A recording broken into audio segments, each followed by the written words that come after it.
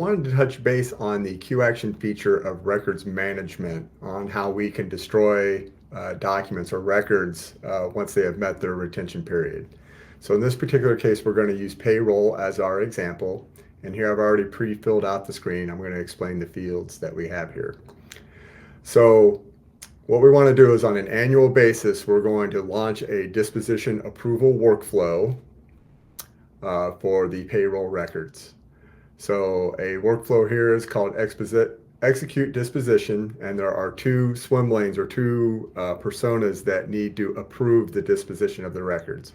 One is going to be the records officer for your organization. In this case, it's been titled as the records manager, and then a custodian of the records. In this case, the custodian of the payroll records would be the director of payroll that you can see here.